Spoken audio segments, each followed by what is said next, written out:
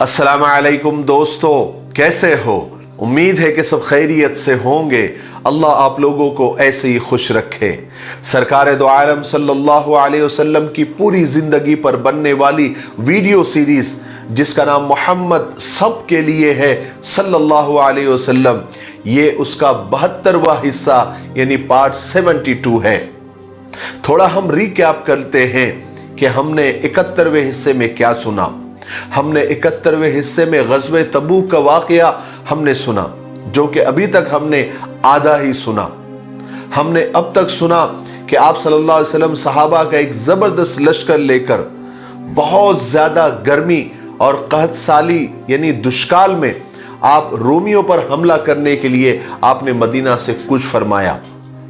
आपके साथ में मुनाफिकों का सरदार अब्दुल्ला बिन उबई अपने चेले चपाटों के साथ शरीक हुआ था, लेकिन मदीना से बाहर एक जगह है सनियतुल वदा, वहां से वो ये कहता हुआ अपने चेले चपाटों के साथ वापस हो गया कि देखो मोहम्मद इतनी गर्मी के अंदर इतनी कहत साली में रोमियों पर हमला करने के लिए जा रहे हैं।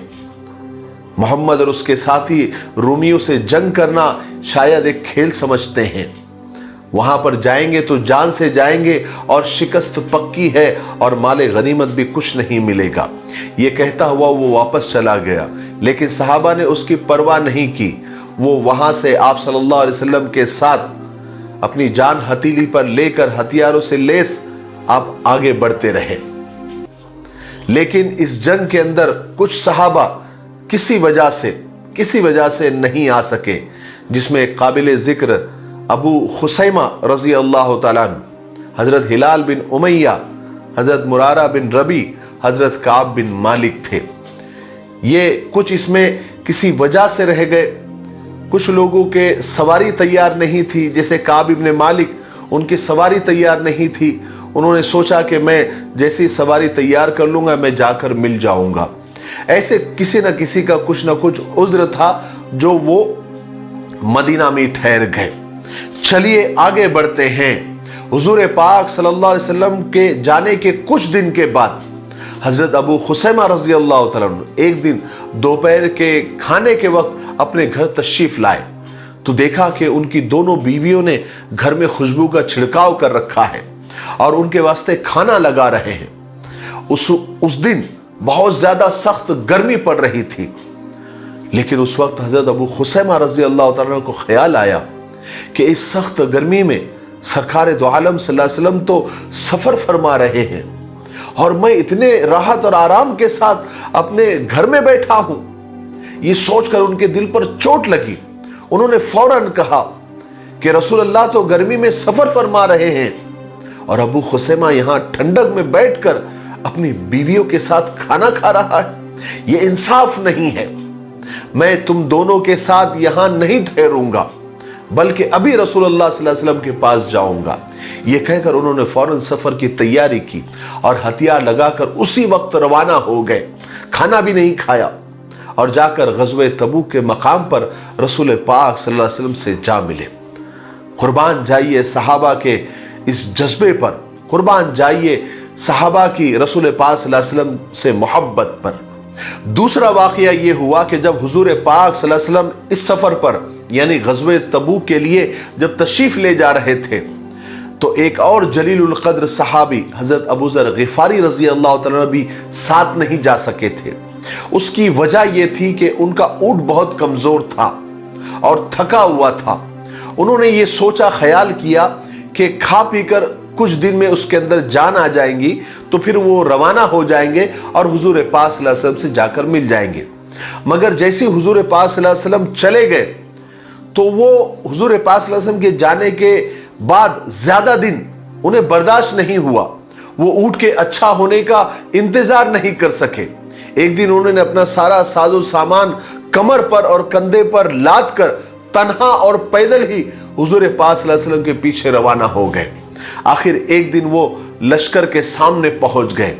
सहाबा ने हुजूर पाक सल्लल्लाहु अलैहि वसल्लम को बताया कि कोई शख्स तने तन्हा चला आ रहा है। आप सल्लल्लाहु अलैहि वसल्लम ने फरमाया कि वो अबू ज़र होंगे। जब वो कुछ करीब आए तो लोगों ने बतलाया कि हाँ या रसूल अल्लाह वो अबू ज़र ही है। आप सल्लल्लाहु अलैहि वसल्लम ने फरमाया کہ اللہ अबू ज़र पर रहम करे, वो अकेला ही मरेगा और अकेला ही उठाया जाएगा।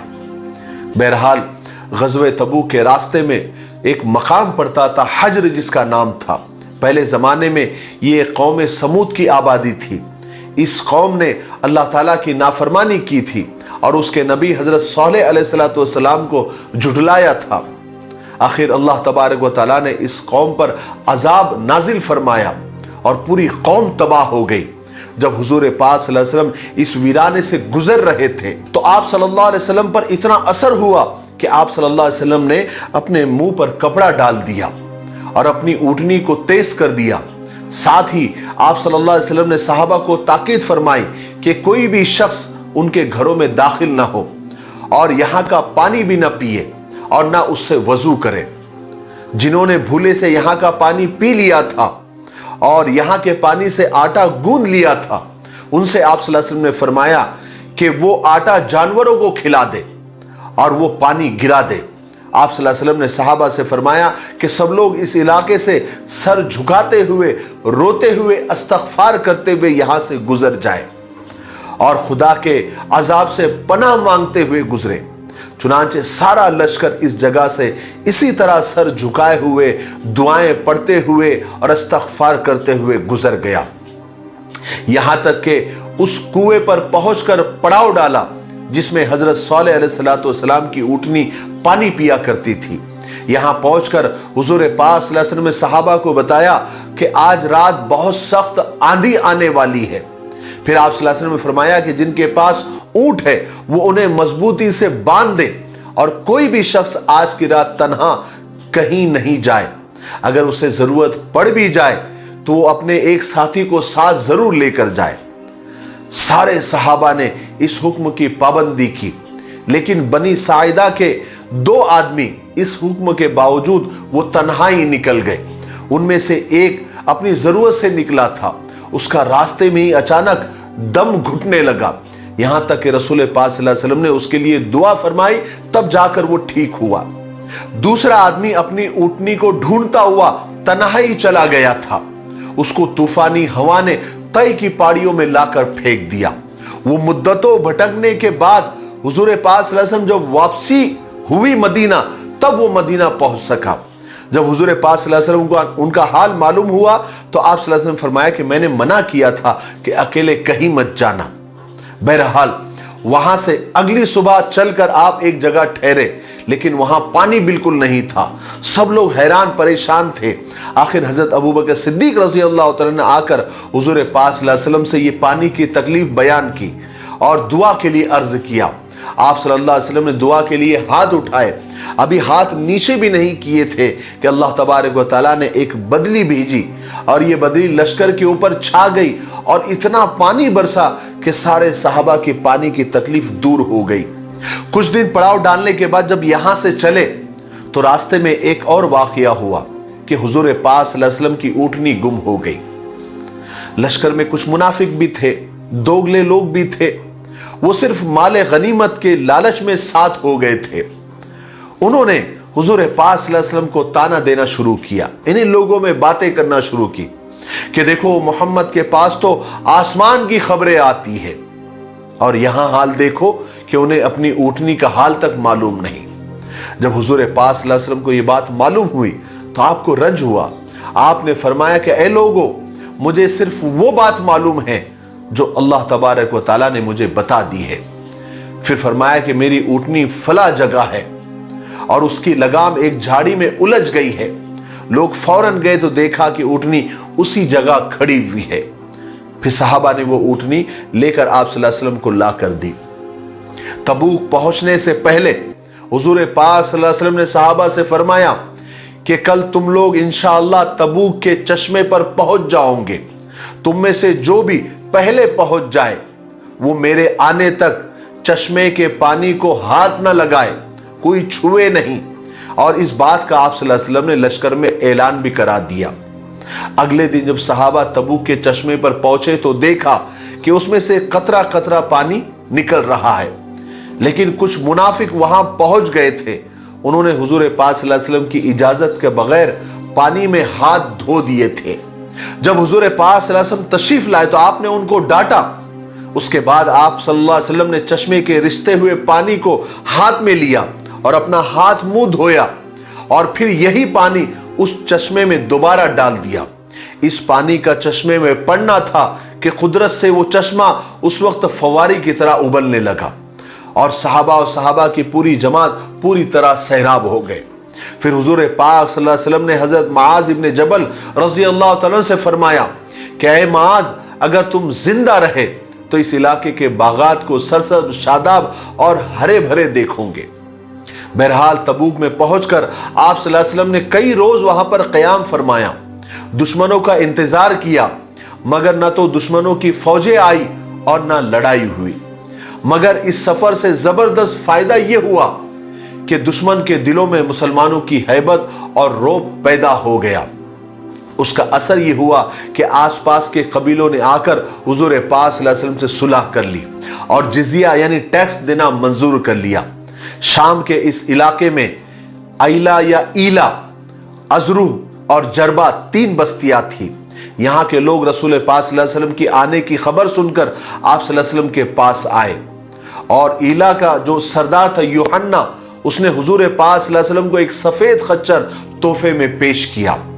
बाकी सब ने आकर आप सल्लल्लाहु अलैहि वसल्लम से सुलह की और दरखास्त भी की कि हम आपसे सुलह कर लेते हैं और फिर जिजिया यानी टैक्स देना भी मंजूर कर लिया।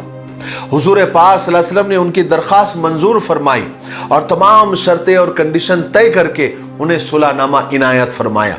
उनमें से अयला वालों की तरफ से जो जिजिया, जो टैक्स तय हुआ था, उसकी मिकदार 300 दीनार तक पहुंच गई थी और अजरू वालों से 100 दीनार पर मुआहिदा हुआ था। इसी तरह जरबा वालों से भी जिजिया मुतय्यन हुआ। इसके अलावा वहां एक मिकना या मखना वालों से भी फलों की चौथाई फसल पर सुलह हुई। इसी इलाके में दौमतुल जुंदल का मकाम भी था। यहाँ का हाकिम उकैदर बिन अब्दुल मलिक किंदी था। ये ईसाई था और हिरकल की तरफ से दौमतुल जुंदल का गवर्नर था। उसकी तरफ से हुजूर पाक सल्लल्लाहु अलैहि वसल्लम को इत्मीनान नहीं था, इसलिए आप सल्लल्लाहु अलैहि वसल्लम ने उसको गिरफ्तार करने के लिए हजरत खालिद बिन वलीद रजी अल्लाह तआला अन्हु को भेजा। आप सल्लल्लाहु अलैहि वसल्लम ने हजरत खालिद के साथ 420 सवारों को भेजा और हजरत खालिद से फरमाया कि उकैदर तुम्हें शिकार खेलता हुआ मिलेगा। हजरत खालिद बिन वलीद अपने दस्ते को लेकर उसी वक्त रवाना हो गए।